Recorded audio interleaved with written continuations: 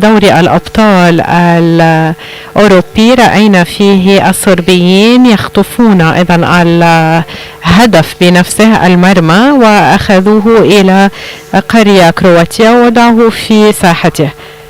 أركان مرة أخرى أخذ المشاغبين والجرائم الحرب وارتكبوا مجزرة. أعاد إذن لافتات الطريق وحمل إذن الشعار، وكان الناس مجانين، كانوا يعرفون ما حصل.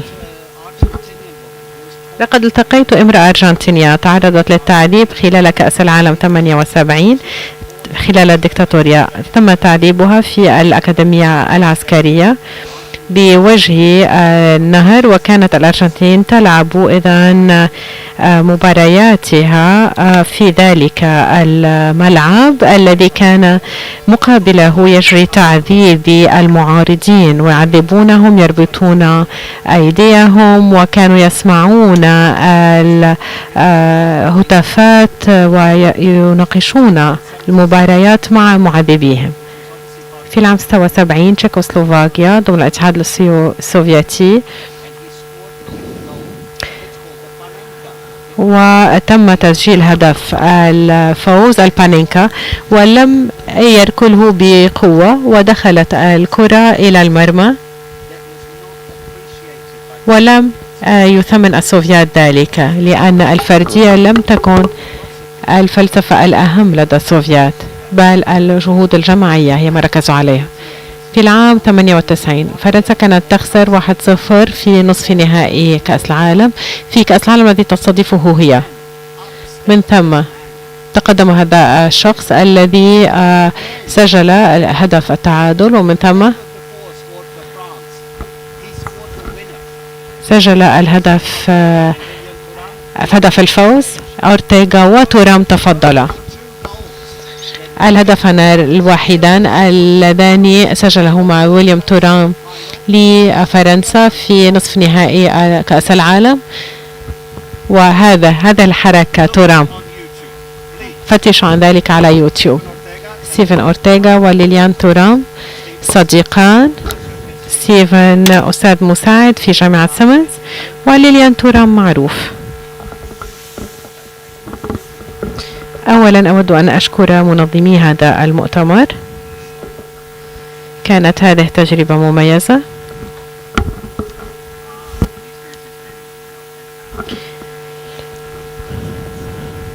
تجربة رائعة فعلا عشناها خلال اليومين الأخيرين.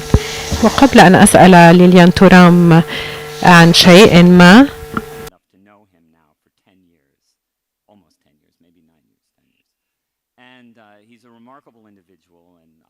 إذن هو شخص مميز وهو لاعب كرة قدم مميز، لعب في كأس العالم، وأيضا بعد أن أنهى مسيرته المهنية كان ناشطا مدنيا. حين نفكر في فك الاستعمار، ليليان هو يشارك في هذا المجال كل يوم، لا يكتفي بحضور المحاضرات الأكاديمية، يزور المدارس، يزور الجامعات، يتحدث إلى من هم في الشارع، في المطارات، في المطاعم. هذا جزء لا يتجزأ من حياته، وأعتقد أنه من المهم أن نفهم ذلك. هذا نوع من العمل الذي يقوم به. ثانيا أود أن أروج لكتابه الفكر الأبيض، لأن هذا النوع من الفعاليات بالفعل ينسجم مع ذلك مع العالم الذي نعيش به اليوم. الكتاب به جانب عن علم الاجتماع، عن علم النفس، وأيضا الكثير من القصص من حياته الشخصية، وبالتالي هو أمر أوصي به جدا. أعتقد أنه تم ترجمة الكتاب إلى اللغة التركية،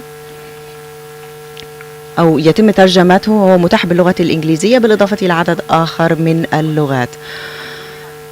ليليان، هل ربما تخبرني لماذا تفكيك الاستعمار يهمك في عالم كرة القدم؟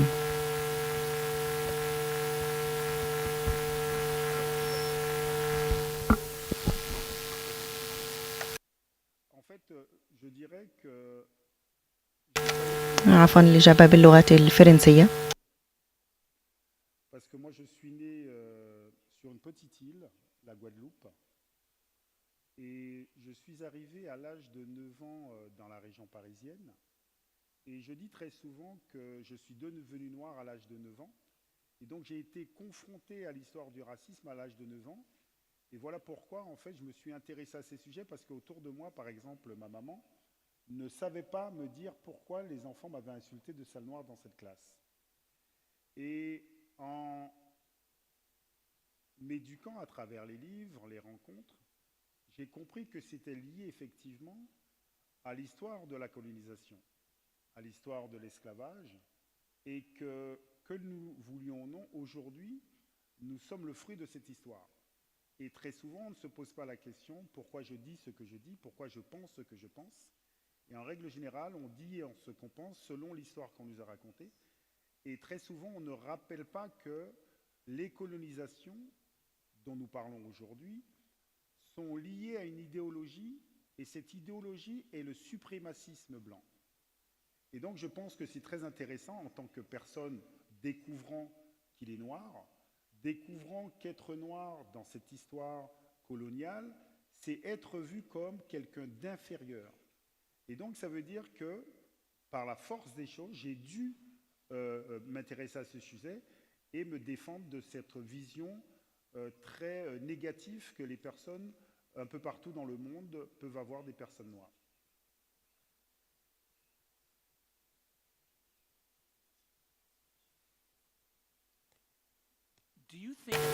هل تعتقد أن كرة القدم تفضح هذه الدروس المستفادة أكثر من الجوانب الأخرى من المجتمع؟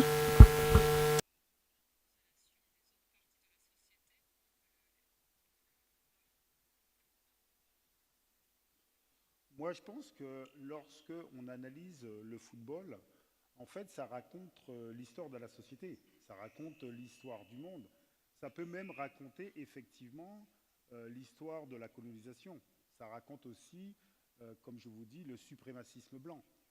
Par exemple, lorsque j'étais enfant, la première fois où j'ai vu du racisme dans le football, c'était un gardien qui s'appelle Joseph-Antoine Bell. Et il y a un problème?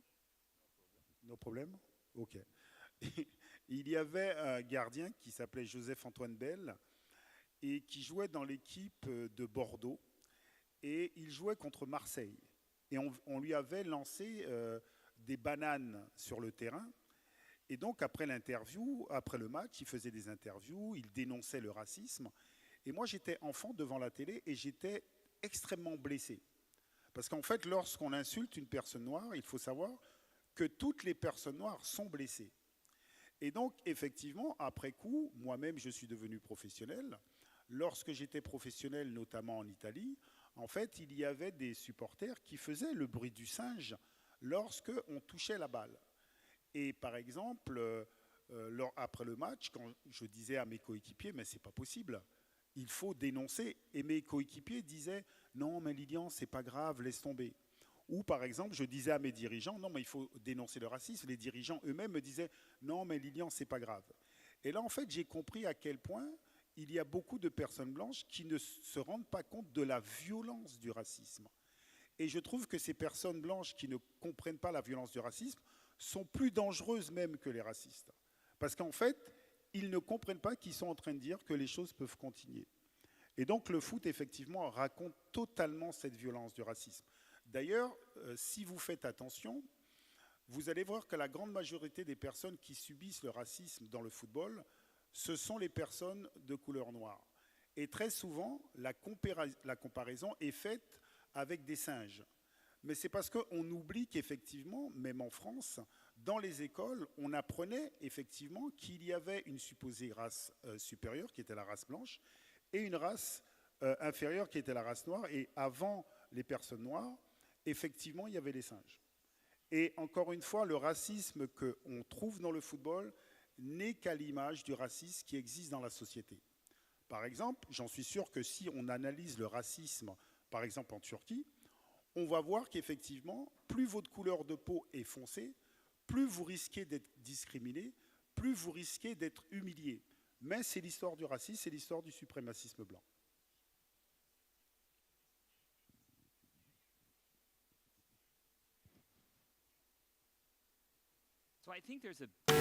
إذن أعتقد أنه هناك انقسام هنا، لأن كرة القدم تحتفل بالإنجازات مع الكل على أرض الملعب، ولكن هذا التنوع كيف يمتد إلى المؤسسات التي تمتلك اللعبة وتدير اللعبة، وبالتالي كيف يمكن إضافة التكافؤ والمساواة ومجابهة العنصرية والتمييز في كرة القدم وهياكل كرة القدم. Alors, tout d'abord, si nous voulons changer les choses, je dirais que la première des choses, c'est savoir que le racisme est avant tout une volonté politique. Je dis très souvent que si nous voulons qu'il y ait plus d'égalité entre les hommes et les femmes, il faut questionner la politique. Je fais souvent le parallèle parce que je pense que la plus vieille hiérarchie qui existe dans nos sociétés, c'est la domination des hommes sur les femmes.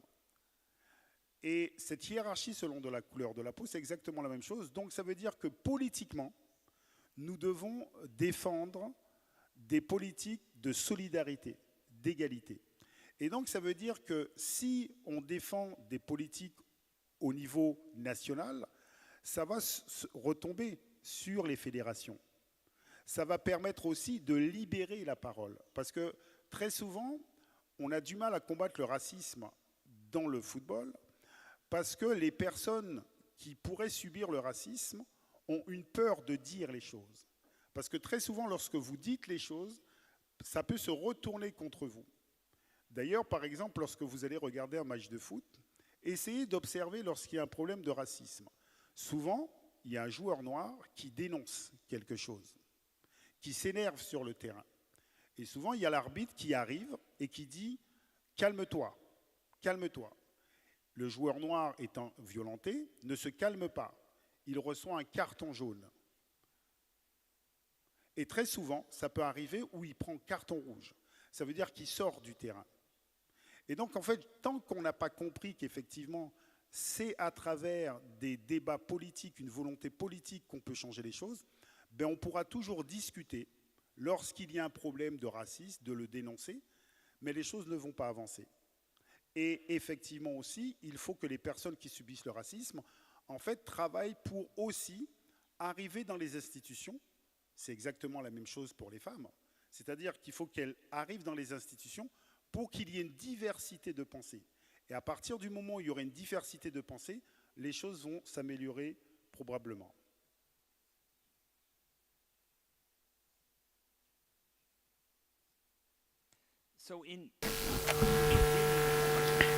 إذن بمعالجة الزيادة العنصرية والتنوع وإدارة التنوع، هل كانت هناك مرحلة في حياتك المهنية قلت بها أن اللاعبين واللاعبات يمكنهم أن يكونوا مناصرين لمناهضة التمييز والعنصرية؟ متى قررت أن تصبح مناضلا؟ هل أثناء أم بعد حياتك المهنية كلاعب؟ Je crois que chacun de nous ici, nous sommes le fruit d'une éducation. Et dans le fait de travailler à comprendre le pourquoi du racisme, comment en fait s'est mis en place ce narcissisme blanc, comme je l'appelle, j'ai rencontré des athlètes américains, notamment Mohamed Ali, qui m'a éduqué. C'est-à-dire qu'effectivement, à partir du moment où vous êtes un sportif de haut niveau, que vous avez une relation, je dirais, très émotionnelle avec les spectateurs, vous pouvez plus facilement dénoncer le racisme. Et si je fais ce que je fais aujourd'hui, c'est aussi parce que j'ai été éduqué, notamment à travers des sportifs afro-américains, pour questionner la société et pour faire voir certaines choses que certains ne perçoivent pas. Parce que je reste persuadé que la grande majorité des personnes, ne s'intéressant pas au racisme, ne comprennent pas la violence du racisme. Et comme ils ne s'intéressent pas au racisme, ils ne se rendent pas compte qu'eux-mêmes ont des préjugés racistes. Parce que très souvent, on a tendance à penser que les racistes, ce sont des méchants. Ben, en fait, ça peut être vous ou moi, parce que nous sommes issus d'une éducation et on reproduit ces schémas sans le penser. Et donc, je pense que les athlètes doivent être éduqués à dépasser la peur pour pouvoir questionner la société sur certains sujets, notamment sur le racisme, parce que c'est un sujet qui est extrêmement important. Parce que lorsqu'on parle du racisme, du sexisme, de l'homophobie, on parle de la violence qui peut emmener à tuer des gens. Je pense que ça, c'est très important de comprendre que le racisme, on parle de violence, on parle d'extermination et on parle du droit de tuer quelqu'un. Parce que lorsqu'on parle de colonisation, de décolonisation, il n'y a pas de colonisation sans extermination de masse. Moi, je suis né aux Antilles, Guadeloupe. Il faut savoir que la colonisation a commencé par l'extermination des populations autochtones. On oublie toujours ça. Il n'y a pas de colonisation sans extermination.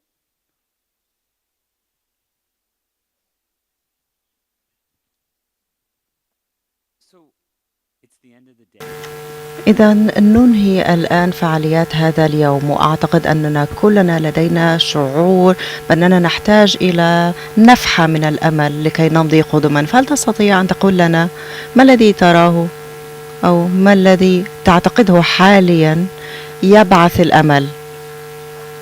ولنبدأ بكرة القدم أولا، لأني أعتقد أن المجتمع مسألة أكبر من كرة القدم. ولكن هل ترى أن هناك شيء يفعل جديد في كرة القدم؟ تستطيع أنت أن تقول أنك تؤمن بأن هذا يمكن أن يدفع قدما بعجلة هذه العملية ويعالج هذه المشاكل التي تحدثنا عنها؟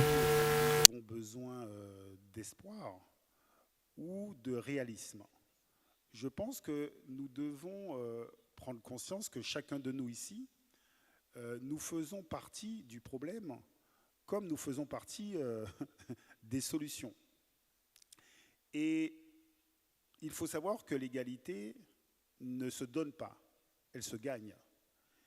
Et ce qui est très intéressant, c'est que de toutes les générations, il y a toujours eu des hommes et des femmes qui se sont battus pour plus d'égalité.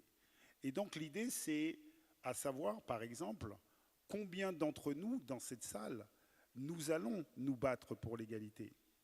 Et nous allons questionner le système et les hiérarchies qu'il y a en place. Et donc je pense qu'il faut faire très attention à ne pas penser que seulement les sportifs de haut niveau, les personnes publiques doivent participer à ce combat. Je pense que chacun ici, dans notre proximité, nous devons dénoncer les injustices, nous devons dénoncer les hiérarchies, parce que sinon les choses ne vont pas changer.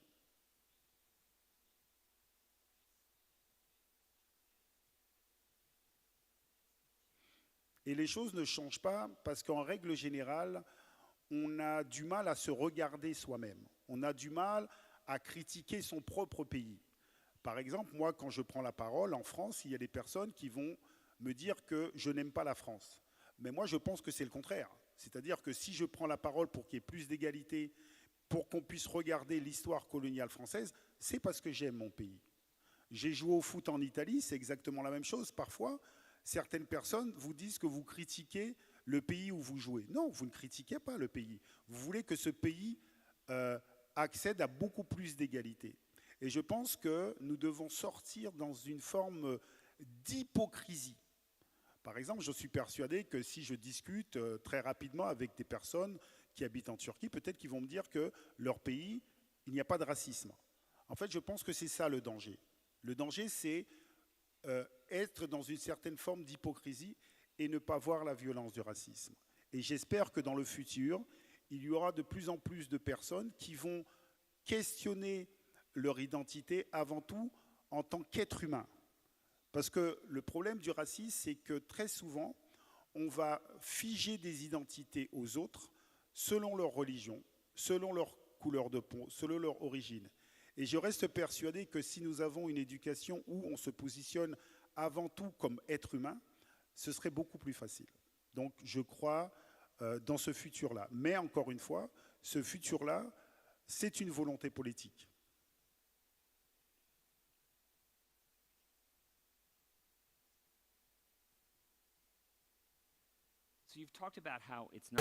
تحدثت عن كيف أنه ليس فقط هذه مسؤولية اللاعبين واللاعبات مكافحة هذه المشكلة وهذه الظاهرة العنصرية، وإنما هي مسؤولية المجتمع والعالم بأسره.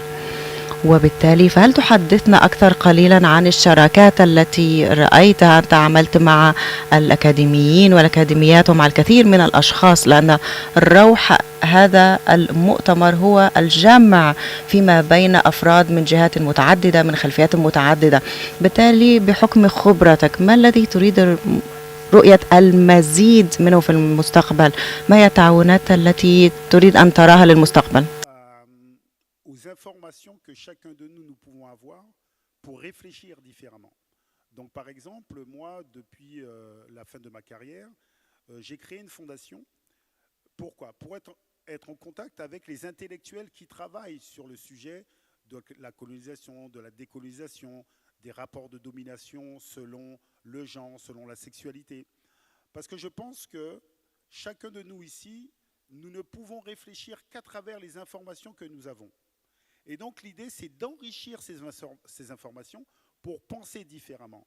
Et je reste persuadé que les joueurs de foot, les personnalités, peuvent plus facilement prendre la parole lorsqu'ils sont éduqués à comprendre le mécanisme du problème. Et donc voilà pourquoi je pense qu'il faut une éducation dès le plus jeune âge pour déconstruire ses propres préjugés, pour déconstruire l'histoire de son propre pays et pour comprendre qu'effectivement, le sujet dont nous parlons est un sujet qui a façonné le monde moderne, c'est-à-dire la hiérarchie selon la couleur de la peau a façonné le monde moderne dans lequel nous nous trouvons. Et donc c'est tout à fait compréhensible qu'il y ait du racisme. Et d'ailleurs, ce qui est très intéressant, c'est qu'il faut aussi éduquer les personnes qui pourraient subir le racisme. Parce que les personnes qui pourraient subir le racisme, parfois ne comprennent pas le racisme et eux-mêmes développent une propre mésestime d'eux-mêmes. Par exemple, j'ai fait un livre où je parle du suprémacisme blanc, de la pensée blanche, et je dis que cette pensée blanche, même les personnes noires, par exemple, ont intériorisé cette pensée blanche. Par exemple, il y a beaucoup d'hommes et de femmes en Afrique qui s'éclaircissent la peau pour devenir plus blancs. Mais très souvent, les femmes noires vont s'éclaircir la peau pour devenir plus claires parce que les hommes noirs sont attirés plus souvent par les personnes de peau plus claire parce qu'ils ont intégré que la beauté n'était pas noire. Et donc c'est ça qui est très intéressant avec le racisme, c'est comprendre cela. Par exemple, vous allez analyser aussi certaines choses. Lorsque, par exemple, il y a des hommes noirs qui réussissent financièrement dans la société, très souvent, leur femme n'est pas noire. Et donc c'est ça qui est très intéressant. D'ailleurs, ce qui est très intéressant, c'est que dans l'élite dite blanche, très rarement, les femmes ne sont pas blanches. Donc, on voit bien que cette histoire de la colonisation, en fait, a nourri nos imaginaires. Et donc, l'idée, c'est comment changer l'imaginaire. Tout à l'heure, il y avait une prof qui venait du Sénégal qui parlait justement de l'imaginaire lorsqu'il y avait la pandémie, en disant « oui, les Africains vont décéder en masse ». Mais c'est une question d'imaginaire. Et je pense que tant qu'on n'aura pas changé nos imaginaires, il y aura des problèmes de hiérarchie selon la couleur de la peau. Et encore une fois, la réalité, c'est se confronter à soi-même et accepter le fait que chacun de nous, nous pouvons avoir des préjugés. Et chacun de nous, parfois, on entend nos amis tenir des discours négatifs. Nous n'avons pas le courage d'intervenir et dire « il faut arrêter ça ».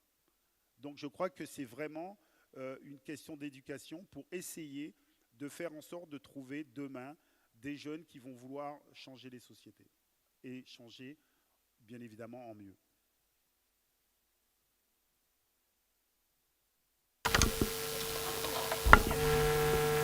أعتقد أن الأمر المهم الذي تثيره هنا هو أن هذه المصالح بالطبع أيضا مهمة وذات صلة عندما نتحدث أيضا عن اللاعبين، ولكن أحيانا الحكم المسبق والموقف الداخلي هو أيضا ذو صلة هنا.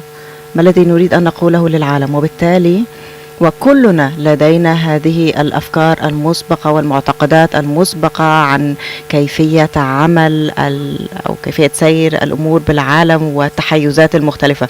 ما الذي تود أن تقوله للجمهور الذين يحاولون أن يفككوا الانحيازات الخاصة بهم أو حتى بنا؟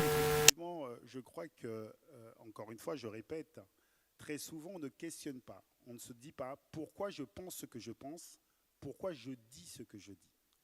Et pour montrer les biais, en règle générale, lorsque j'ai fait une conférence avec des élèves, je montre cette carte-là.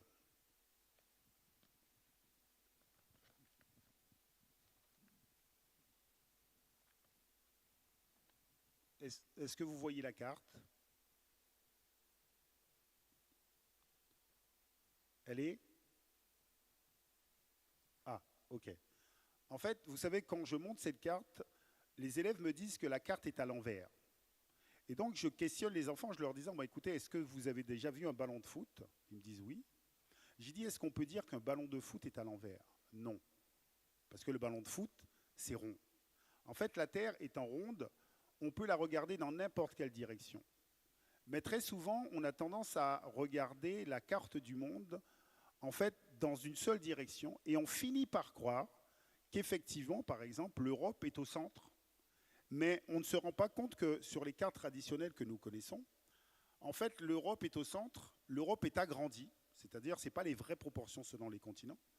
L'Amérique du Nord est agrandie, l'Amérique du Sud est rétrécie, l'Afrique est tellement rétrécie qu'on a tendance à penser que la Russie serait plus grande que l'Afrique. En fait, c'est ça le biais. C'est-à-dire que très souvent, on ne se rend pas compte. Sur des choses banales, nous sommes orientés à penser certaines choses. Et donc, c'est ça, être attentif. Pourquoi je dis ce que je dis? Pourquoi je pense ce que je pense? Et dans ce que vous dites et ce que vous pensez, il y a la hiérarchie selon la couleur de la peau. Il y a la domination des hommes sur les femmes.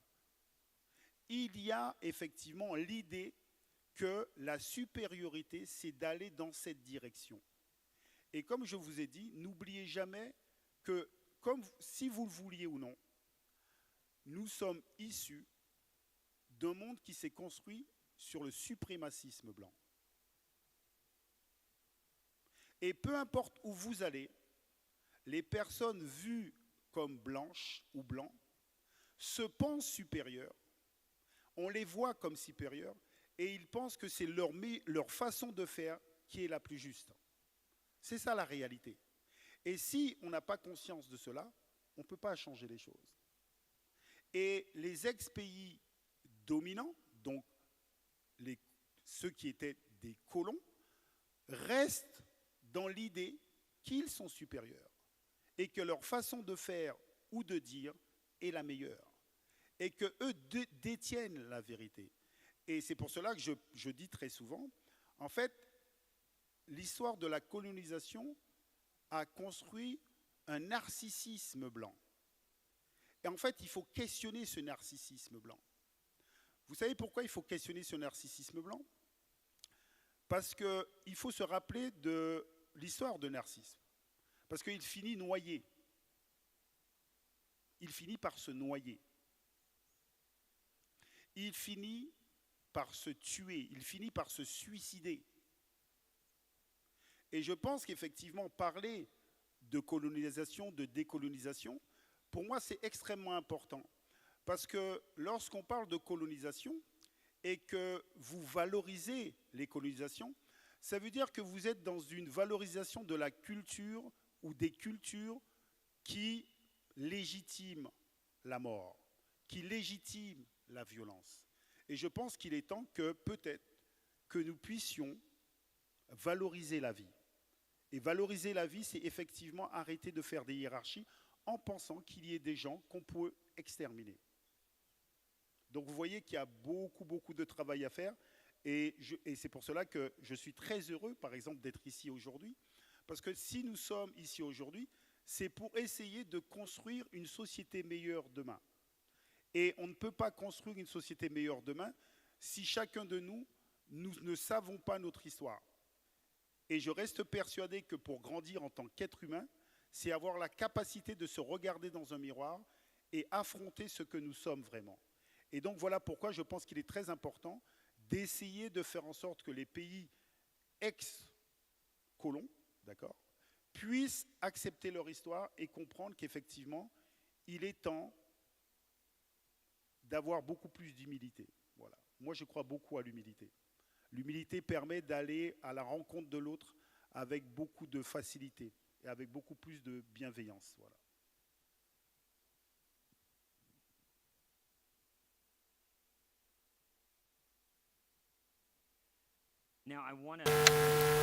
أود الآن أن أرجع بالحديث مرة أخرى لكرة القدم، وما تحدثنا وناقشناه اليوم هو التعليم والتثقيف، وأن هناك الكثير من التعلم والتثقيف الذي يجب أن يحدث. بالنسبة للرياضي فهذا صعب، لأن الرياضي المحترف لديه الكثير من التوقعات التي يجب أن يرقى لمستواها فيما يتعلق حسب الموقع الهجوم أو الدفاع أو تسديد الأهداف. وأنت قررت أن تأخذ خطوة باتجاه مختلف تماما، وأن تتعلم عن الاستعمار وتتعلم عن العبودية والاستعباد وغيرها من الظواهر حول العالم.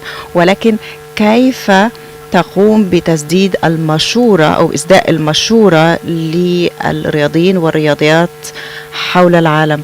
لدينا مثلا جون بارنز الذين تعمل معهم في إنجلترا. بما أنك رياضي ومعلم ومثقف، كيف تتعامل مع ذلك؟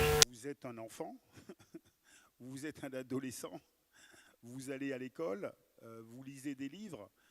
Par exemple, j'avais écrit un livre qui s'appelle Mes étoiles noires, où je montrais des hommes et des femmes qui avaient fait des choses extraordinaires pour pouvoir changer l'imaginaire collectif. Parce que très souvent, lorsqu'on parle de l'histoire des populations noires, l'histoire commence par l'esclavage. C'est-à-dire qu'on a l'impression qu'il n'y a pas d'histoire avant. Pourtant, on pourrait raconter l'histoire de l'Égypte ancienne. Et d'ailleurs, beaucoup de gens oublient que l'Égypte est en Afrique. Et donc, il y a plein d'histoires à raconter. Et si vous êtes enfant, vous lisez des bandes dessinées sur des histoires des hommes et des femmes noirs qui ont fait des choses extraordinaires, ça change votre imaginaire. Donc, lorsque vous devenez athlète, vous avez un imaginaire différent. Vous savez qu'effectivement, vous pouvez participer au changement de société. Très souvent, les athlètes ont peur de prendre la parole. Mais en même temps, très souvent, lorsque on pense aux athlètes qui doivent prendre la parole, on pense souvent aux athlètes qui subissent le racisme. En fait, c'est ça aussi le problème. Et moi, je dis que lorsque vous êtes blanc, vous pouvez prendre la parole pour dénoncer le racisme. Lorsque vous êtes un homme, vous pouvez prendre la parole pour dénoncer le sexisme. Et donc, je pense qu'encore une fois, c'est cette hypocrisie qui existe dans la société. Et croyez-moi, si on libère la parole et on fait croire aux athlètes qu'ils ont le droit de parler, ils vont parler. Et ils vont dire des choses extrêmement intéressantes. Mais aujourd'hui, lorsqu'un athlète prend la parole, vous avez beaucoup de personnes, notamment les politiques, pour essayer de dire aux athlètes, restez à votre place. Faites du sport, rien que du sport. Ne vous intéressez pas à la société. Et je pense que c'est l'inverse. Et là aussi, c'est une éducation. Et là aussi, il faut qu'il y ait des politiques qui incitent les joueurs de foot à prendre la parole. Parce qu'il y a des politiques qui veulent plus d'égalité dans la société. Donc, eux aussi doivent inciter les sportifs à prendre la parole. Et en incitant les sportifs à prendre la parole, ça va libérer la parole et ça va permettre aussi à tout un chacun à parler plus facilement, plus tranquillement.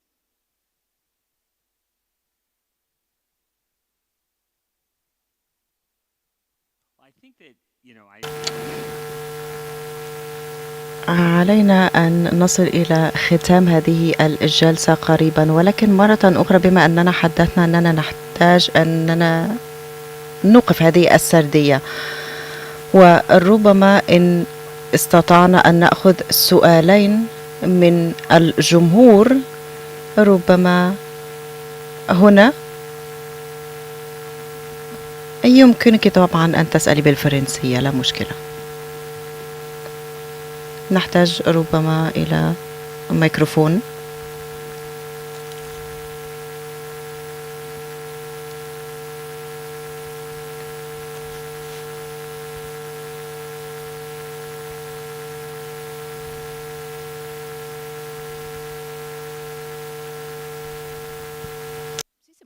Merci. Merci beaucoup pour vos propos très inspirants et qui, j'espère, toucheront le plus grand nombre. Je vais peut-être poser une question. Alors, vous n'êtes pas obligé de répondre, peut-être c'est un peu trop sensible, je ne sais pas. On a quand même un problème avec les fédérations. Je pense notamment à l'FFF, je ne citerai pas de nom, mais bon, il y a eu quand même des propos, notamment sur les questions de racisme dans les stades, des propos qui ont été tenus notamment en France, puis au niveau au-dessus également, à la FIFA, donc ils sont très bons pour mettre des arcs-en-ciel partout, des t-shirts, les enfants qui défilent, non contre le racisme. Mais en matière d'action, en réalité, c'est encore très faible. Donc, est-ce qu'il est temps d'y aller franchement? Est-ce qu'il n'est pas temps finalement pour les sanctions et de poursuivre en fait ces institutions au niveau juridique? Parce que c'est très bien, enfin la prévention, il faut absolument éduquer, et ce dès le plus jeune âge. Mais il y a un moment, il faut aussi que les responsables, ceux qui ont la voix, ceux qui ont le pouvoir, ceux qui ont l'argent finalement également, fassent quelque chose. Et je pense que cela doit passer également par des class action à la française, ou voilà, contre les fédérations, parce que ils ont leurs responsabilités également, à mon sens. Voilà, si vous pouviez, enfin, si vous avez une opinion là-dessus, ce qui est triste d'en arriver là d'ailleurs. Moi, je pense qu'effectivement, il faut toujours pousser les fédérations à aller beaucoup plus loin. Sachant qu'en règle générale, le changement ne vient jamais des institutions. Ça, il faut le savoir. C'est-à-dire que peu importe, on parle de foot, d'éducation, à l'université, le changement ne vient jamais des institutions. C'est pour cela qu'il faut qu'il y ait des individus qui poussent les institutions à changer. Moi, ce que vous dites, en fait, oui, je pense qu'effectivement, il faut qu'il y ait des individus qui poussent les institutions à changer. Parce qu'il fut un temps, la fédération ou l'UEFA ou la FIFA ne faisaient rien. En fait, ne faisaient même pas, je dirais, de discours pour combattre le racisme. Aujourd'hui, ils le font. Aujourd'hui, ils invitent des joueurs importants à faire des clips pour dénoncer le racisme. Aujourd'hui, il y a des journées contre le racisme. Mais je pense qu'effectivement, il faut que nous puissions pousser pour que les institutions fassent de plus en plus. Il faut que les joueurs puissent dénoncer le racisme pour que les institutions fassent de plus en plus. Et c'est pour cela que je dis que chacun de nous ici, nous avons un rôle à jouer. Et à partir du moment où vous pensez que la neutralité existe, ça veut dire que déjà, vous travaillez contre l'égalité. Parce qu'il y a aussi beaucoup de personnes qui sont neutres et qui ne font rien. Voilà. Non, la neutralité, c'est un choix politique. Voilà. May I ask a question? هنا سؤال.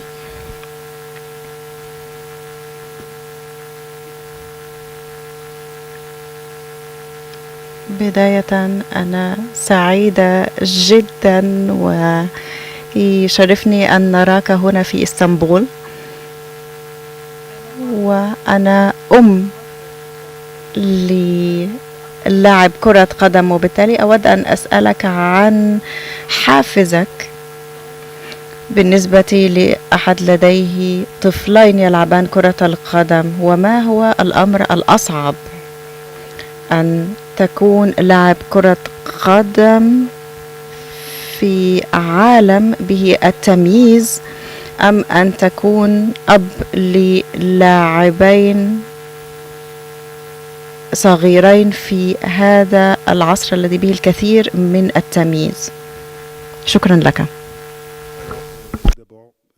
lorsque vous êtes joueur de foot professionnel, croyez-moi, la vie n'est pas difficile. Au contraire. Ok. Après, je suis le papa, effectivement, de 2 garçons qui jouent au foot. Je pense que beaucoup d'enfants dans le monde rêvent d'être joueurs de foot. Et donc, lorsque vous avez 2 enfants qui rêvaient de devenir joueurs de foot et qui le deviennent, eux, ils sont heureux, le papa est heureux. Et si quelqu'un vous dit que c'est très difficile de jouer au foot lorsque vous êtes professionnel, c'est que la personne est en train de mentir. Non, non, je crois que tout le monde voudrait être joueur de foot. Voilà.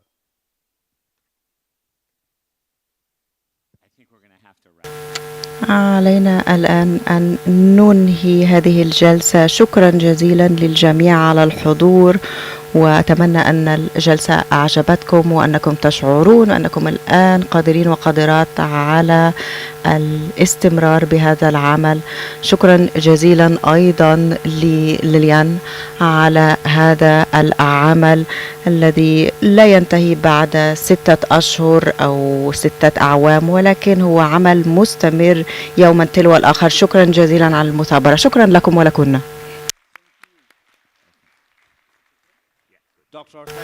دكتور أورتيغا، ليليان، تورام، شكرا جزيلا لكما.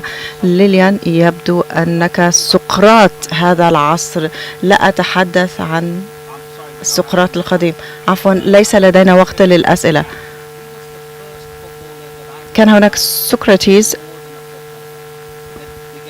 قائد فريق البرازيل لكرة القدم.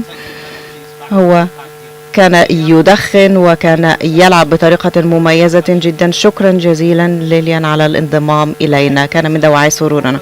السيدات والسادة، شارفنا الآن على نهاية هذا اليوم، وسيكون لدينا بعض الملاحظات الختامية. سأحاول الآن أن أملأ الوقت قبل أن نبدأ.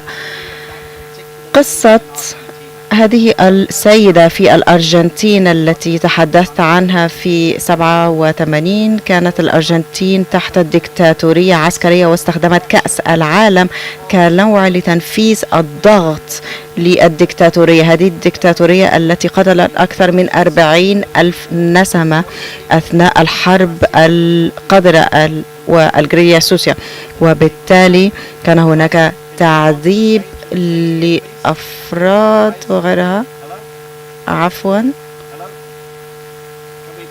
الطاقم، هل ربما تعدون المنصة للختام؟ نعم، شكرا.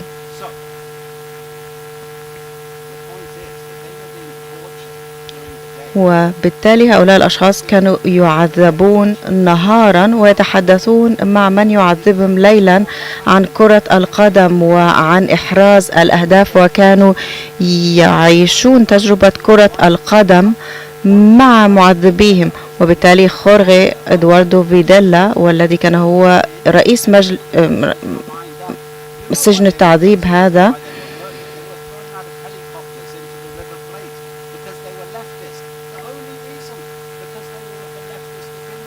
كان يقتل أيضا السجناء قبل ذلك، وهو صافح كل السجناء وقال لهم نحن فزنا. وغراسييلا قال له بعدها إن كنت أنت فزت فأنا لم أفز. واثنين من الأشخاص الذين كانوا مسؤولين عن التعذيب سألوا هل نستطيع أن نذهب إلى الشوارع للاحتفال، وسألت غراسييلا كذلك هل يمكن أن أذهب أنا أيضا، وقالوا لها نعم هيا بنا. وهي تتذكر حتى اليوم طراز السيارة، كانت سيارة رينو، يمكن فتح سقفها، وهي أخرجت يدها من السقف ورأت الكل يحتفل بفوز أرجنتينا بكأس العالم، وقالت كنت أريد أن أصيح بهم أنا تم إخفائي قسريا، وأن هؤلاء الأشخاص يقتلون ويعذبون. وكانت تريد أن تصيح بالأشخاص، ولكن قالت أنا أدركت في هذه اللحظة حتى إن قلت لهم أنني اختطفت لن يأبه أحد، لأن الفوز بكأس العالم كان أهم شيء بالنسبة لهم. وفي هذه اللحظة أنا توقفت عن كوني إنسانا، وبالتالي فالرياضة التي تربطنا ببعضنا البعض يمكن أيضا استخدامها لتفريقنا. وبالتالي كما سمعتم من ليليان هناك إمكانيات لاستخدام الرياضة، لاستخدام الصوت لمجابهة كل هذه المظاهر للعنصرية، وبالتالي تحتاج إلى الوقت والجهد. أنا عشت في روما ل30 عاما. منذ 2000 عام كان الأشخاص يقولون ما الذي حدث آنذاك. عشت أيضا في المملكة المتحدة التي لم تعد كذلك، وما زالوا ينظرون إلى استعمارهم على أنه أتى بالإفادة للعالم وبالنفع للعالم. السيدات والسادة، في الأيام الماضية استمعنا إلى الباحثين والباحثات، أشخاص من مجال الرياضة، أشخاص من كل المجالات، والكل ساهم في هذه الحوارات المهمة. بالتالي أدعو الآن إلى المنصة الدكتور سيلجيك أيدن ودكتور إيبك وبروفيسور جوزيك ماساد من جامعة كولومبيا، والبروفيسور والتون مينيولو من جامعة ديوك، والبروفيسورة آن نورتن التي كانت معنا للتو من يوبن، والبروفيسور سيبا وغرازولا يوتوكو، البروفيسور سيد فريد ألطاش من سنغافورة، وهم من سيقومون بالجلسة الختامية. شكرا لكم جميعا.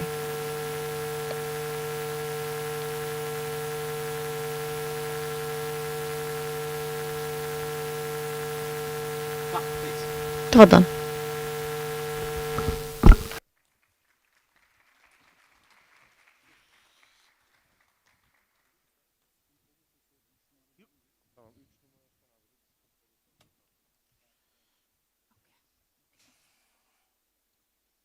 I think there should be one chair more for.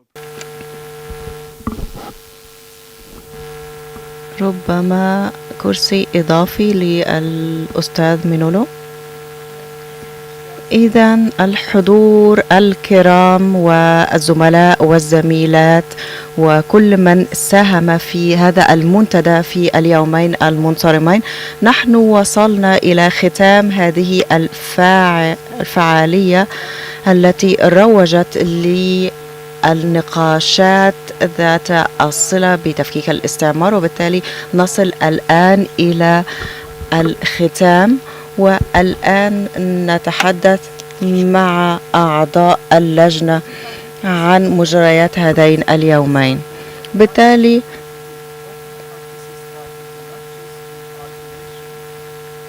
رأينا في اليومين الماضيين أنه هناك اختلاف فيما بين ما نقوم به وما نفكره، وأيضا هنا أن هناك معنى خاص لعقد هذه الفعالية هنا في اسطنبول وليس في العالم الغربي.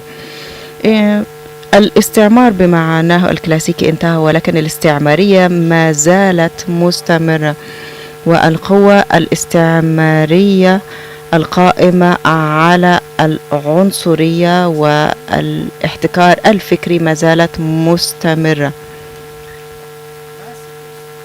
المذابح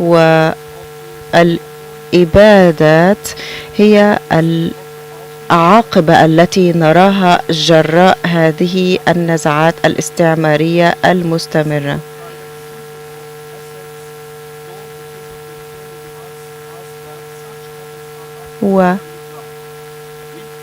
ونحن نواجه التبعية التنظيمية والتبعية الاقتصادية، وأيضا الهيمنة النفسية والفكرية التي تتمثل في عدة جوانب وأشكال. منظومات العلم حول العالم التي تدعي بأنها موضوعية وحيادية وعالمية، بينما هي تقوم بإعادة إنتاج مواقف القوة والسلطة والهيمنة.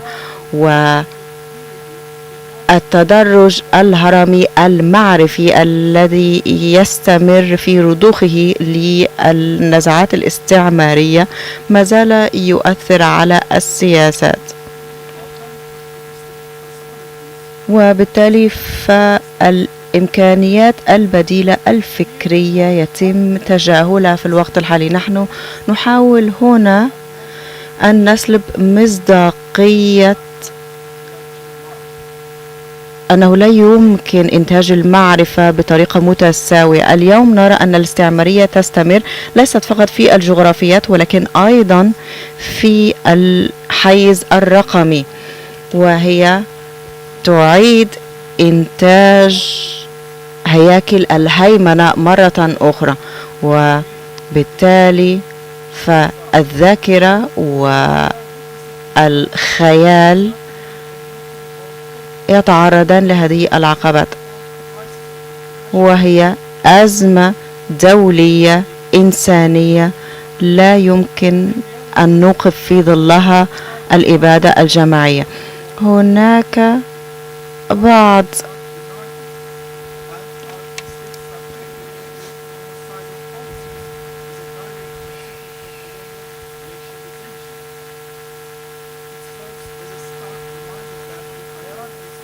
الأوضاع العالمية اليومية بمثابة تذكير لنا بأن هذه الاستعمارية ما زالت موجودة في الهياكل الحالية التي نعيش في ظلها، وأن هناك أيضا أزمة مصداقية والكثير من الفشل وطلب متزايد عالمي لتفكيك الاستعمار. It requires not only the colonized societies but also the West to liberate itself from the master complex, the hubris of the 0 point, the illusion of superiority, and the claim of possessing a monopoly on truth. This is a multi-layered process that demands the simultaneous transformation of epistemic, institutional, political, and economic levels, the rewriting of historical truths through plural testimonies, the restructuring of knowledge production and strengthening of South-South relations, and the overcoming of economic political dependencies are the fundamental elements of holistic decolonization praxis. The Istanbul perspective on decolonization is not an effort to establish a new anti-Western, Islamic, or Turkish hegemony, or a single-centered alternative world. Rather, it is a search for a pluriversal and justice-based world. It is a world where different civilizations, knowledge traditions, and human experiences contribute to the whole without excluding one another. The Istanbul perspective regards decolonization not merely as a theoretical starting point, but as a call for a concrete praxis where societies benefit from one another's wisdom, foster solidarity, and develop a common moral political responsibility against a single standard order of global domination, which means you are more than welcome to support World Decolonization Forum. We emphasize that the World Decolonization Forum is not a singular event, as a living and dynamic intellectual platform. It will continue its collaborative efforts to develop new models of decolonization.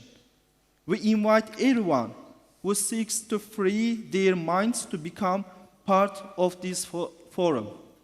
The World Decolonization Forum has forged a collective commitment with its partner institutions to generate enduring scholarship, cultivate alternative frameworks of thought, and develop coordinated intellectual and practical responses to the evolving forms of colonialism in our age. This is not merely cooperation, it is the emergence of a decolonial consensus. Thank you.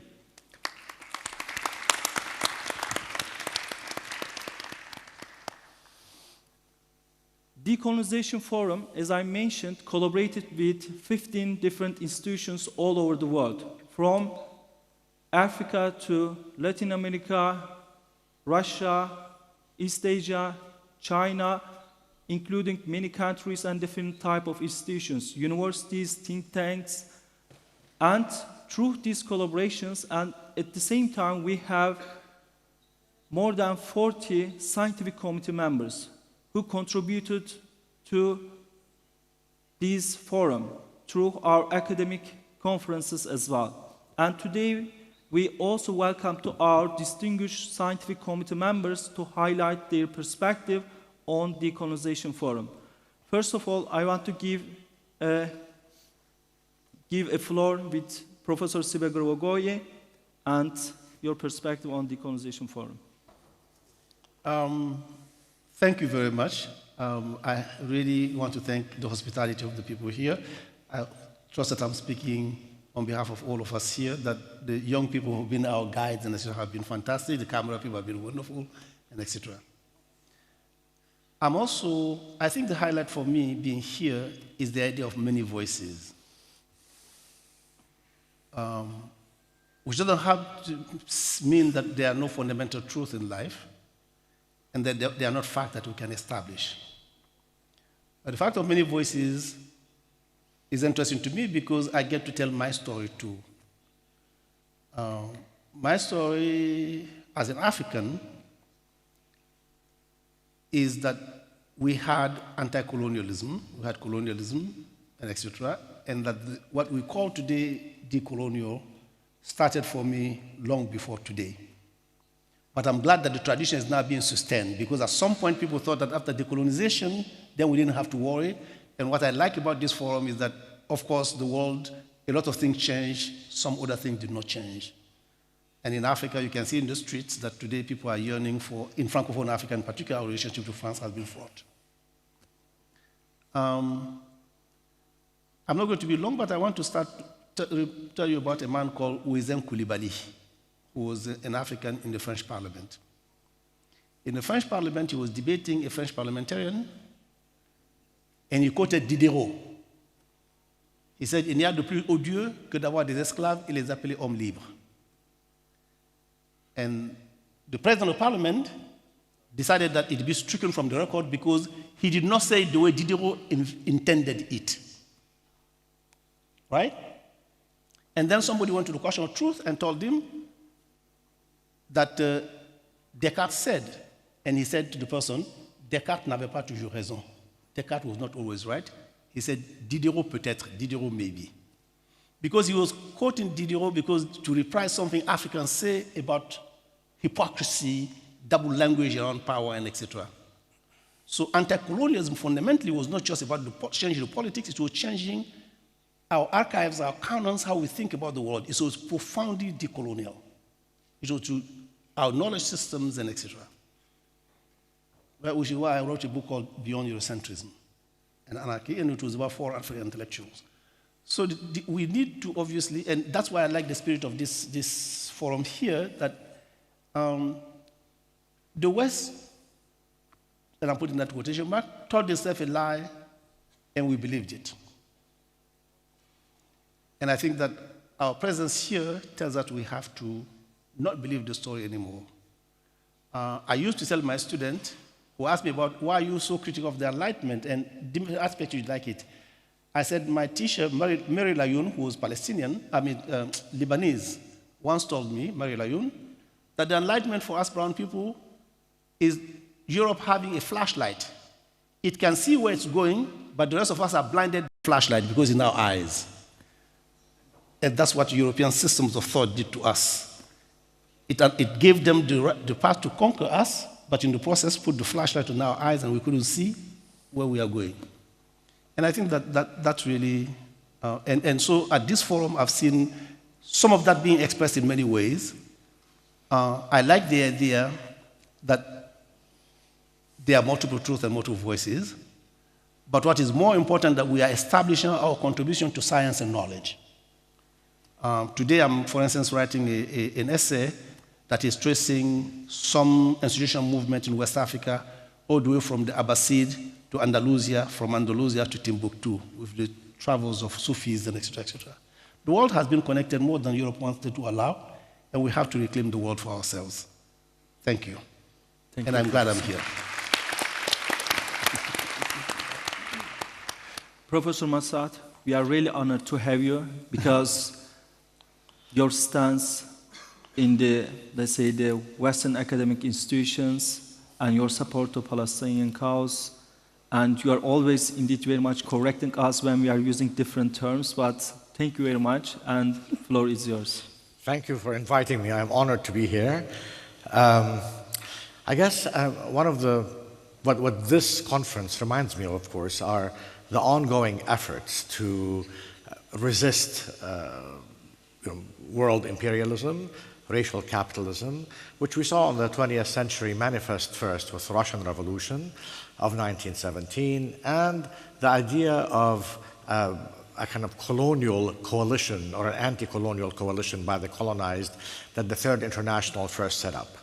This would be followed, of course, in the second half of the 1920s by the League Against Imperialism, which was probably one of the most radical anti-imperialist groups, which included people from all over the world, from Asia and Africa and sort of today's Middle East, as well as Europeans at the time, to fight against imperialism and racial capitalism.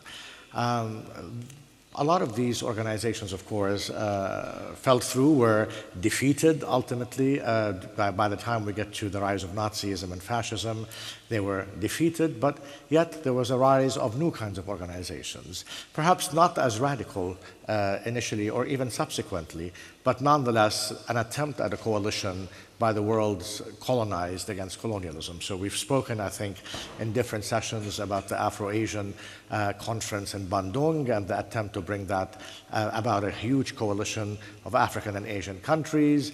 This is back in 55. By 61, we have the non-aligned movement, which included, of course, Yugoslavia. It began in Belgrade. And the idea was precisely also to have a bloc against imperialism and racial capitalism. I wouldn't say that all of these countries were against capitalism, but they were against racial capitalism, and that is very important to remember. And then, of course, the 1966 Tricontinental Conference in Havana, which for the first time also included Latin America. Latin America is, of course, important in many ways, but also sometimes it is, while it is correctly placed alongside the rest of Asia and Africa as part of the Third World, it is also part of the First World in terms of its settler-colonial past and present, its language, which usually, as a result of it being the dominant language, being a European language, is studied much more so in the American and European Academy. Its culture, its dominant culture, is seen as more akin, but at the same time, economically, it is just as imperialized as the rest of us. As you might have heard in the last 2 days, President Trump has sort of made the proposition of annexing Venezuela as the 51st state. So the limits of independence in South America sort of continues. And then, of course, perhaps the last stance of a coalition of the colonized against racial capitalism and imperialism was the new International Economic Order of 1974, which sought to liberate the world from the economic exploitation. I should mention here that when the Chilean ambassador in the early 1950s at the United Nations objected to the continued pillage of national resources of third world countries and suggested that full sovereignty should be established over natural resources, the American representative at the UN accused him of, and I quote, hate speech, unquote. So as we can see, any attempt to actually dislodge oneself from the economic white supremacy of racial capitalism and imperialism becomes a form of hate speech for the imperialists. It is important to remember that a lot of this has been destroyed by neoliberalism since and sort of the regression of third world liberation politics since the mid-70s onwards. Neoliberalism has individualized struggles to prevent the possibility of a coalition. The only coalition we have is a strange coalition of the BRICS. I'm not really sure how much in common Saudi Arabia has with South Africa or with China or Brazil. So this is a very different kind of coalition. I don't think this is a coalition that is necessarily anti-colonial. It's an interesting sort of coalition of national capital against a certain form of international capital. But decolonization cannot happen without economic democracy. And liberals insist on only demanding political democracy. Political democracy is of no value. I have spoken before about what happened to South Africa, that really the problem for the majority of South Africans, blacks and coloreds and Indians, was not that they could not vote, was that they actually lost all possibility of having control over economic resources. The fact that they were given the right to vote since 1994 has meant nothing economically for them. Today, black South Africans especially are poorer than they had been even under apartheid. So the idea then that political democracy somehow is the problem, we saw this sort of again revived during the so-called Arab Spring of 2011. Well, the issue, again, that the majority of people, even in the Arab world who are poor, are not really upset that they cannot elect this or that president. They are upset because they don't have schools or healthcare or economic wherewithal to live. So the question of economic democracy, I think, is key to decolonization. Speaking of decolonization or a state of decoloniality, in liberal terms outside of economic democracy, will leave us precisely where we have been in the last 30 years. I'm not saying that the possibility of winning our struggle against sort of imperialism and racial capitalism is doomed, not at all. But it's a long struggle, and I think despite the optimism of many, I remain cautiously optimistic because I think the forces of neoliberal racial capitalism and imperialism continue to be very, very strong. And there's a very, very big chance that they could win if we are not able to actually unify our struggles on a global scale.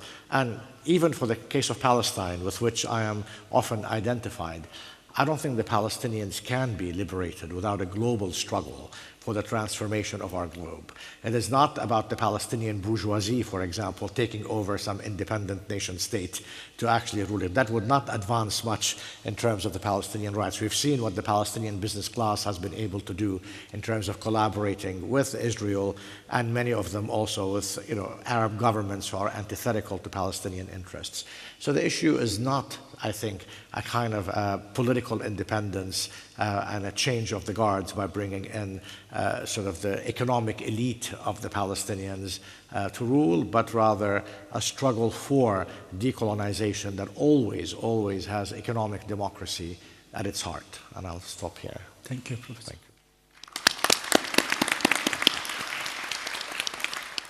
Professor Ann Norton, I do remember our first meeting in Zoom call, and you mentioned that decolonization is a mutual process, and also we also added to our closing remarks because it requires not only the colonized society, but also the West to liberate itself from the master complex, the hubris of the 0 point. So can you a bit mention more about it? The floor is yours.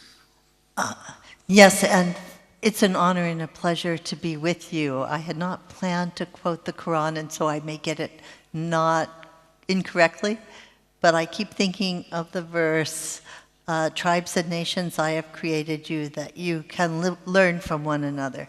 And that has been the process that I've experienced here. The question that keeps occurring to me is, where is coloniality? We live in a world that's radically shaped by coloniality, and yet identifying where it persists is not the easiest task. I think the first thing one has to recognize about it is that coloniality was always a double process, that the actual dispossession of the colonized, the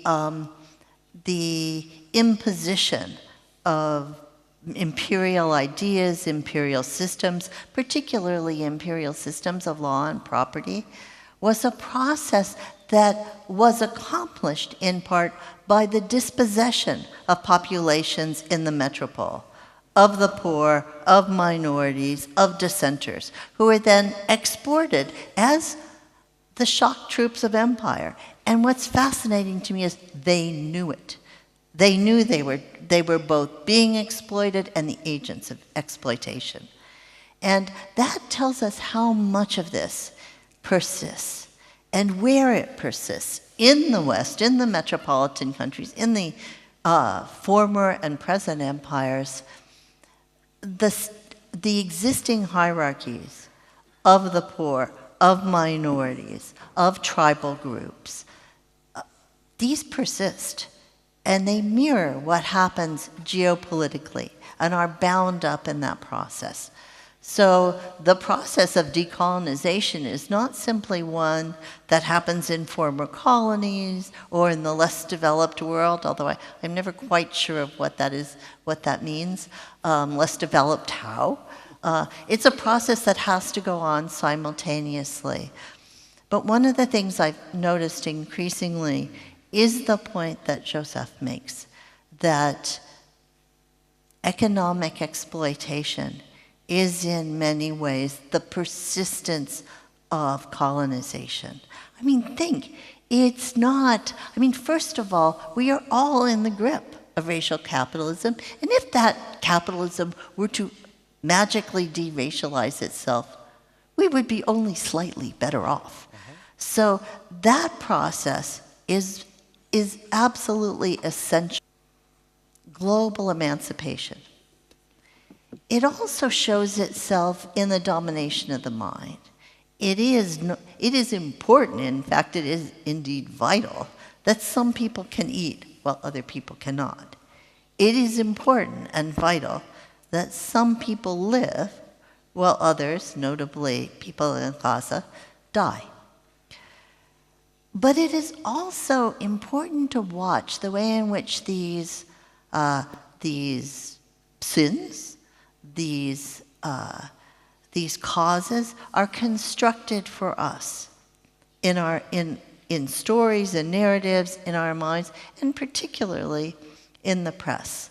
And one of the places where I've seen capitalism work itself most effectively as a new colonial regime, but not new, because after all, who did the colonization? The companies. That where you see this is in the domination of the media by a few who want to make profits. Certainly people like Murdoch and Bezos, but really there is very little true competition, true freedom, true expression of multiple voices throughout the world. There is not enough of that. And what happens instead is the preservation of hierarchical systems of dominion, both in the colonized and formerly colonized, and in the metropole. Thank you, Professor.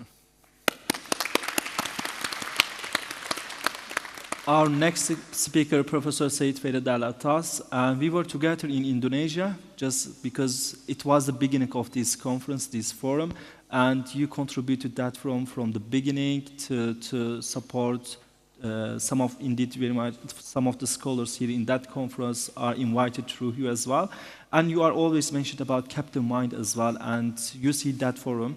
So, and Professor Ann also mentioned about emancipation. So, can you also speak about emancipation of captive mind through these kind of practices? Floor is yours for closing remarks. Thank you very much. First of all, like all my colleagues here, I'm very happy and honored to have been invited to this event. I suppose I can make 2 or 3 points. First of all, decolonization is not just an intellectual activity. It's not just about decolonizing theories and concepts and methods. It's also about decolonizing the actual way in which we live our lives, because as has been said, we live in an imperialist, neo-colonial world, and we are heavily, our lives are controlled very often in ways that we don't realize. So it's not just intellectual decolonization, not just decolonizing our minds, but decolonizing our political, economic, and cultural lives. And just one example of how devastating imperialism or neocolonialism can be.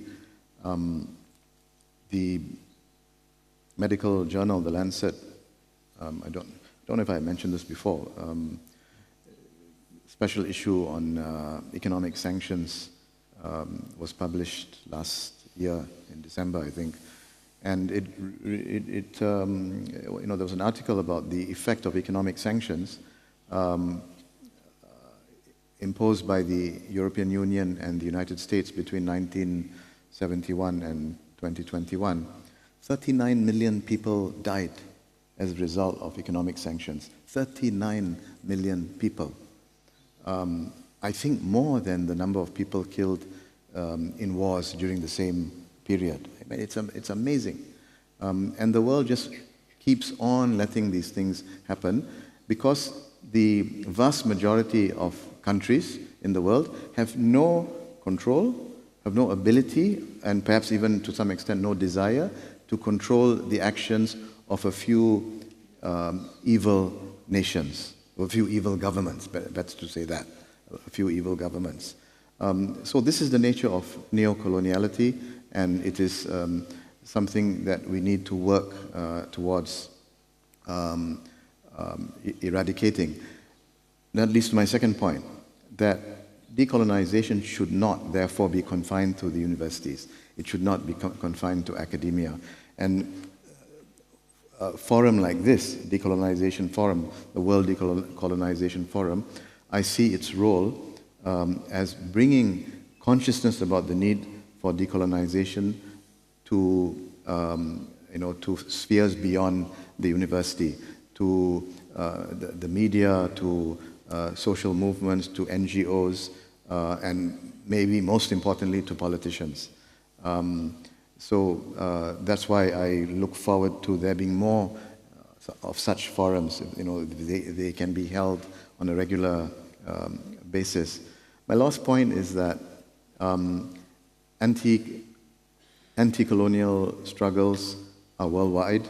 They are global in the sense that the success of one shows to others elsewhere that this is possible. So the anti-colonial revolution, the ongoing anti-colonial revolution of Palestine against Zionist colonization, when that is eventually successful, it will show to other groups, it will inspire other groups that this is possible. And there are many situations around the world. In my part of the world, in the Rohingyas, a Muslim group which has been subject to genocide for decades. And it continues. There's very little media coverage of the Rohingya problem today, but it is ongoing. And there are many other examples elsewhere. So indeed, there has to be, international awareness, but beyond that, coalitions that can bring all these struggles together so that there can, at the very least, be mutual inspiration. Thank you very much. Thank you. And we have Professor Mignolo, who is one of the founding fathers of decolonial theories, studies, who contribute to that field. And also recently Turkuaz publication translated 2 of his books to Turkish. And Professor Mignolo, I want to ask you, so you have great experience and the memory, the last maybe 50 years on decolonial studies, and you witnessed that forum as well. So floor is yours for the closing remarks.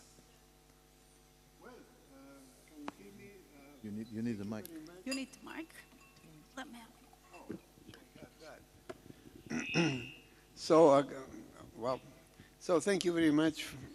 Number one, for the invitation to, to organize this fantastic forum. Second, to inviting me to be participating. And third, to invite me to closing remark. Oh, right, I don't have to listen to myself now. I agree with mostly everything that my friends and colleagues have said about what colonization and coloniality means. And I was thinking to start by telling you that I come from South America, or more extensive, Ibero-America. I don't use Latin America because Latin America is a name that was imposed by the French lobby of the kind of internal colonialism of the time of the 19th century, because it was a struggle between France and United States. United States, after the 1848 and the kind of the war with what is called Mexican-American War and the Treaty of Guadalupe, United States extended tremendously their territory to what is today Colorado, to what is today California, Texas, all that, Louisiana. All that became part of the United States. Louisiana was a French territory, and the rest were Mexican territory. So the French began to see the danger of the United States moving to the south, so they kind of reacted. That's a kind of inter-imperial struggle that we see still today. And what France did, they did two things. They named an emperor in Mexico, Maximiliano, and they lobbied with the South American elite to name the continent Latin America, and Latin America began, at least symbolically, to belong to the south of Europe, that at that time was already, after the 18th century, became the south of Europe, and the south of Europe was, of course, Catholic, and France was Christian, but not Catholic, was Christian Calvinist. So it was a struggle between France and United States, but also France trying to dominate the South, to control the South, and to control Ibero-America. Ibero-America means Brazil, Spanish America, and Luso America, including the Caribbean, Spanish-speaking island. So that is the context in which we have been thinking the 500 years of modernity. That the term modernity was introduced in the 16th century in France. Le débat sur les anciens et les modernes. The 16th century introduced the term already modern in the second period of the Renaissance, and then become re-articulated in the 19th century, become modernity.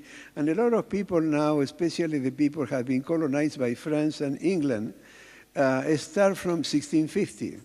Even if you read Foucault, Foucault doesn't go beyond 1650.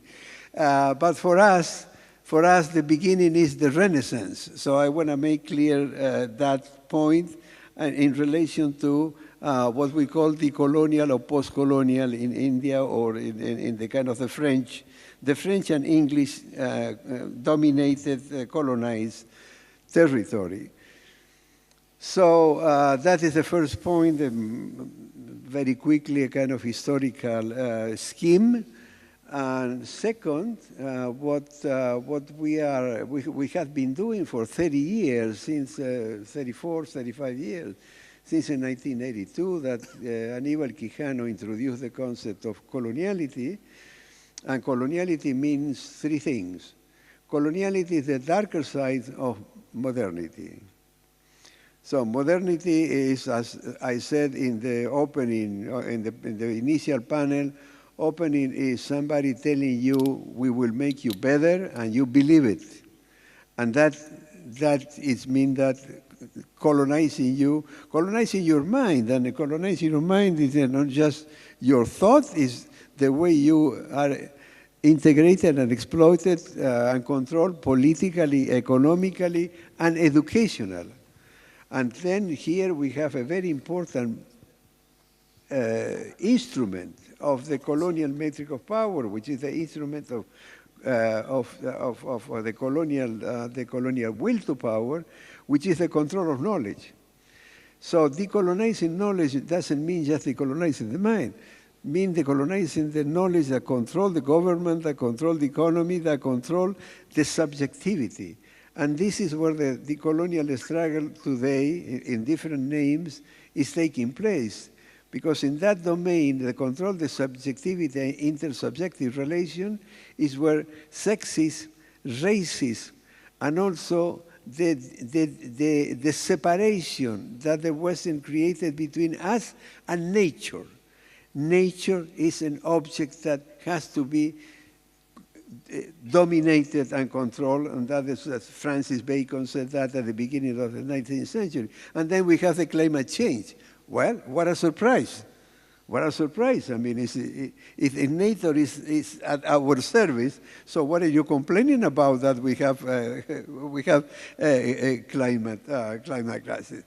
So that is what we are looking at, and what we see in this panorama is the following, that the rhetoric of modernity and the logic of coloniality has the same foundation, even if changes a little bit, if the imperial country is Spanish or Portugal, or is French or England, or is the Dutch, or is the United States. So the 500 years, the construction, management of the colonial matrix of power, and what we are seeing today is the debate for the control, who control the colonial matrix of power. So that is what I call the Westernization, and that is a interstate struggle, or international, as is being said. But national do not have problem in communicating and interacting. The problem is interstate. So, and that comes the question of how to relate de-Westernization, that is a state project, with decolonization, that is no longer a project that aims at controlling the state. The Zapatistas said it very clearly in 94, we don't want the state, you just keep it. We want to kind of organize ourselves, and that is what happened a lot in South America now. There is a lot of peasant and indigenous organization of self-government, of autonomy. So from there may emerge a different kind of organization in the past. But I will close by making another short statement about the crack that are created in the struggle between de-Westernization and re-Westernization, because the West doesn't want to lose the privilege that they conquered over 500 years. And you can understand, it's very hard to lose privilege. So somebody said, I don't remember whom, losing privilege is like a wounded tiger. If you just walk around the tiger and you don't bother the tiger, but if the tiger is wounded, watch out. So the West at this moment is playing counter-reformation. It's trying to control, to maintain the privilege that were conquered over 500 years, and the rest of the world is responding with de-Westernization and decoloniality. And decoloniality for us, I'm talking about myself, is a task of the political society, not of the state. The state and decolonization at this moment are not very good friends, let's put it that way. It could be, are not necessarily enemy, and the question is that there could be relationship between the de-Westernization and decoloniality, but that there is a fundamental difference. Number one is that today de-Westernization is no longer disputing the control of the colonial matrix of power, but is trying to create a different matrix of power that is not colonial. And that I see it basically in the BRICS. The BRICS politics go into that direction under the kind of the narrative that Xi Jinping is kind of repeating constantly, win-win and not zero-sum game. We don't have to invent enemy to destroy in order to kind of maintain control. decoloniality is not at that level. It's at the level of the political society. It's what happened here. And if you allow me 2 more minutes, I would like to make a comment. I think it would be enough. Yeah, thank you very much. Yeah. Okay.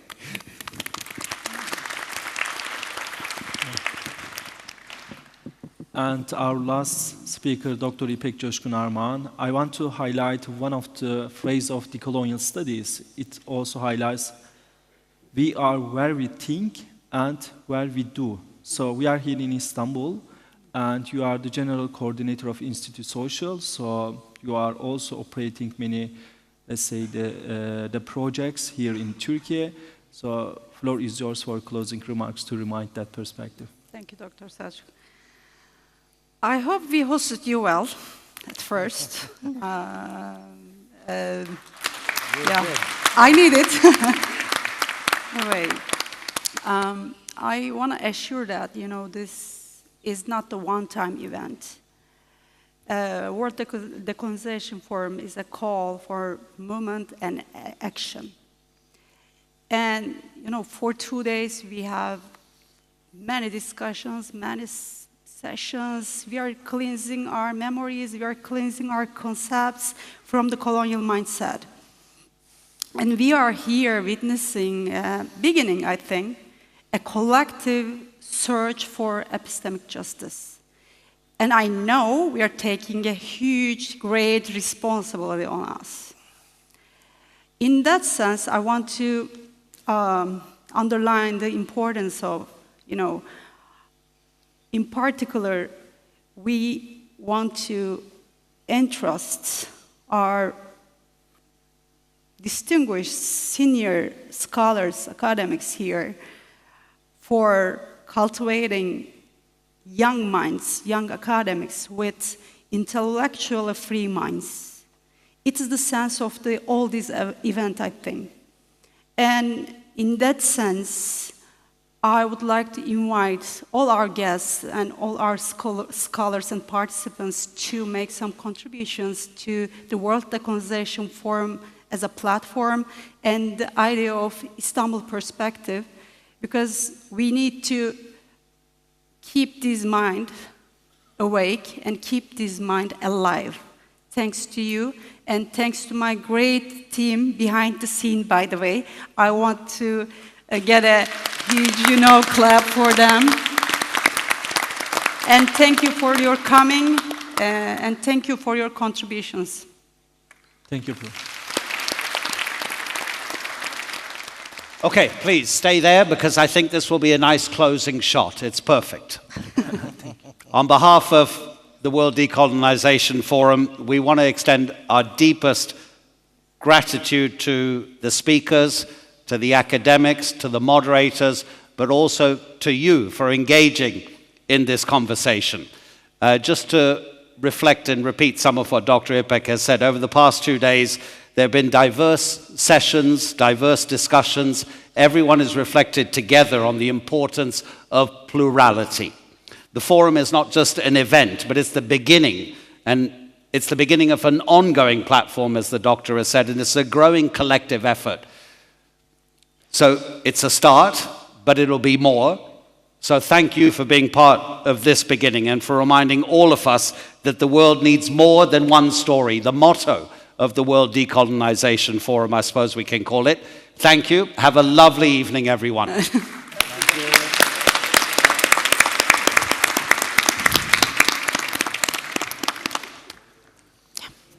Evet. Oh!